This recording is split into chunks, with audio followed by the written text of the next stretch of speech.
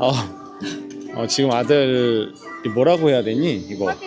학예회를 왔는데 바라보는 관점이 좀 틀리다는 거를 또 알게 됐습니다. 저는 좀 의미를 부여해야 되지 않나 생각했는데 와이프 입장에서는 6세이기 때문에 큰 의미가 없다. 5세 때는 처음이니까 의미 있고 7세 때는 마지막이니까 의미가 있고 6세는 의미가 없다라고 말을 하고 있습니다. 맞나요? 아니 막 할머니 할아버지도 5세 땐 처음이어서 이제 시대 어르신들도 같이 와가지고 고모도 와서 축하해줬는데 이번에는 그냥 엄마 아빠만 갔다 오자. 뭐 5세 때는 처음이니까 우와 그 막 울면서 봤는데 뭐 6세 때는 축하해 이 정도. 7세는 또 마지막 유치원 마지막이니까 그렇게 의미를 두기로 했습니다. 네. 그래서 저도 영상을 좀 이쁘게 찍어줄까 했는데 큰 의미를 두지 않고 그냥 참관만 하기로 했습니다.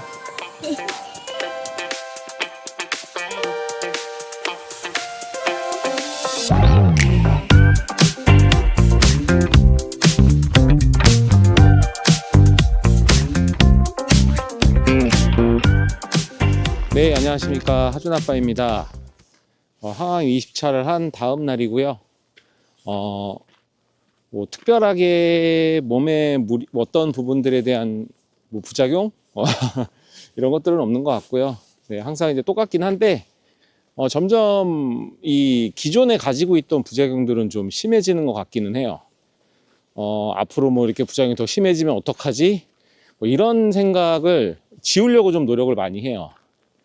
그런 생각을 가지고 있으면 있을수록 불안감만 더 커지기 때문에 오늘 일어나서 활동을 하는데 요 정도면 올해도 오늘 활동하는데 참 지장이 없겠다. 소위 말하는 진짜 이제 하루살이 인생처럼 네, 하루하루 견딜 수 있으면은 그거에 감사하면서 살아가야 되는 것 같습니다.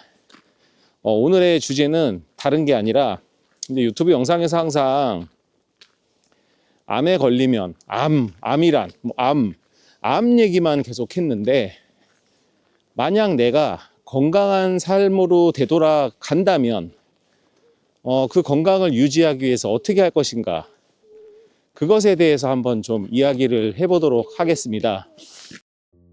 제가 항상 영상에서 말씀드리지만 저는 암을 이기기 위해서 지금 노력을 하고 있는 게 아니라 제 인생에서 가장 건강한 순간을 만들기 위해서 노력을 하고 있습니다. 사실 건강할 때는 이 소중함을 모르고 우리가 살아왔어요. 그러다 보니까 건강을 잃고 나서 후회를 많이 하게 됐는데요. 이 영상을 보시면 환우분들도 도움이 되겠지만 특히 건강하신 분들은 이 영상을 보시고 난 다음에 바로 이 부분들을 실천을 해보신다면 정말 행복하고 건강한 삶을 살 수 있을 거라 생각을 하고요. 그리고 제일 중요한 거는 암이라는 부분에서 해방이 될 수 있을 것 같습니다. 만약 암에 걸리지 않고 제가 이제 건강한 삶으로 돌아간다면 일단은 운동 뭐 다 좋지만 첫 번째는 규칙적인 생활 습관을 좀 가져야 될 것 같더라고요. 이 규칙적인 생활 습관이라는 것은 되게 중요한 것 같아요.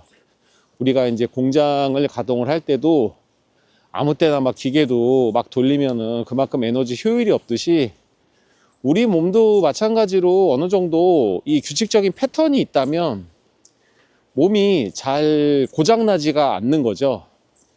우리 몸의 장기들도 마찬가지로 쓰면 쓸수록 좋아지는 게 아니라 쓰면 쓸수록 기계와 마찬가지로 이 노후되고 고장이 날 확률이 높다고 합니다.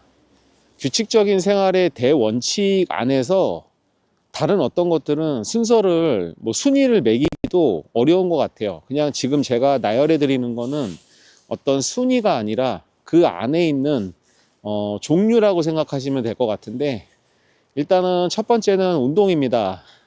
일을 하면서 정말 일에 치이고 또 일하면서 뭐 다른 자기 개발도 해야 되고 할 게 너무 많잖아요. 더군다나 또 나만의 또 어떤 취미 생활들도 해야 되고 운동이라는 것은 좀 뒷전으로 밀리기 마련인데요.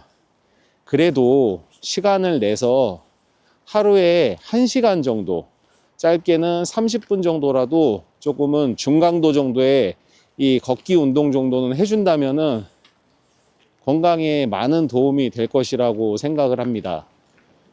운동의 이점은 또 한 가지가 있는데, 운동을 할 때 운동만 하는 것이 아니라 어떤 호흡이라던가 명상, 심리죠. 이 두 가지를 같이 또 정신적 건강과 육체적 건강, 이 두 가지를 다 잡을 수 있을 것이라고 생각을 합니다.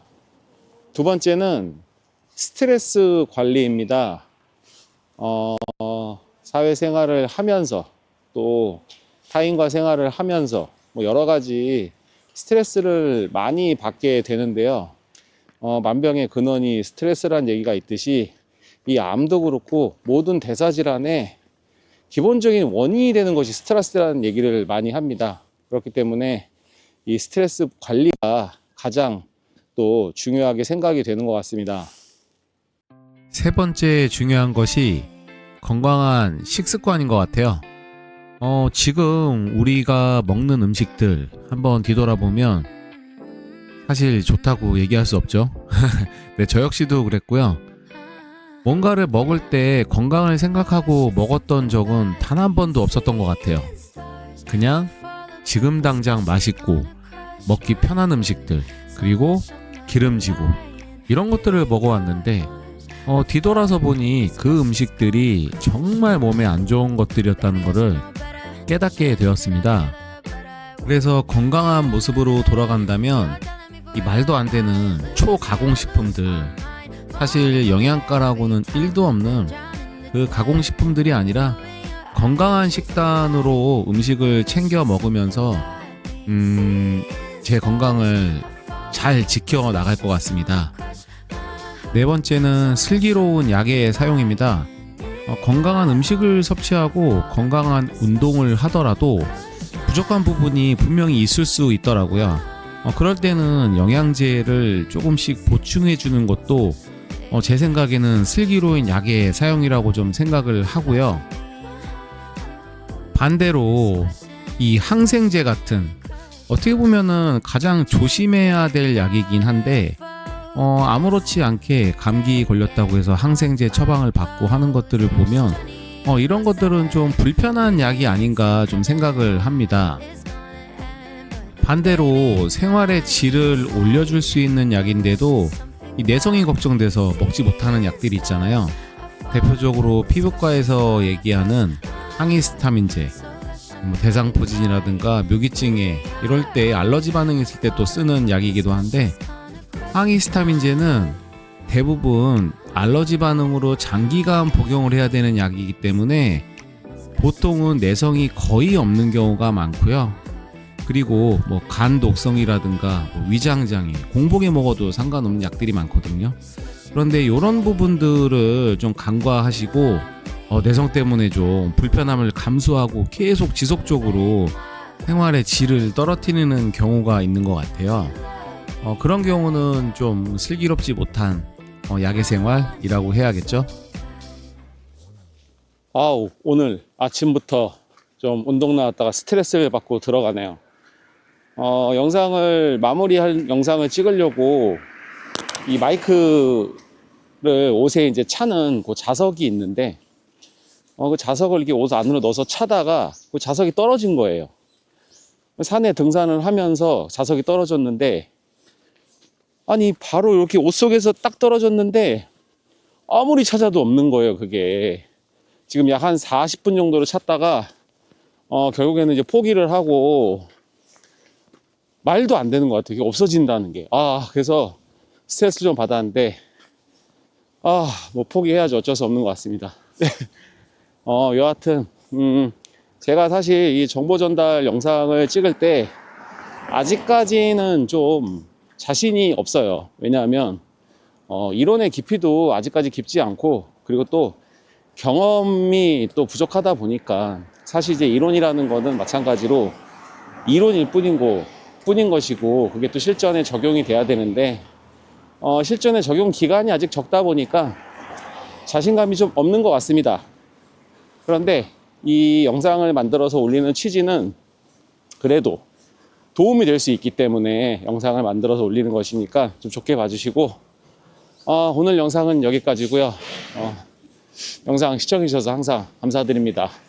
네, 구독과 좋아요, 알림 설정 부탁해드리고, 저는 또 건강하고 좋은 영상으로 찾아뵐 것을 약속드리겠습니다.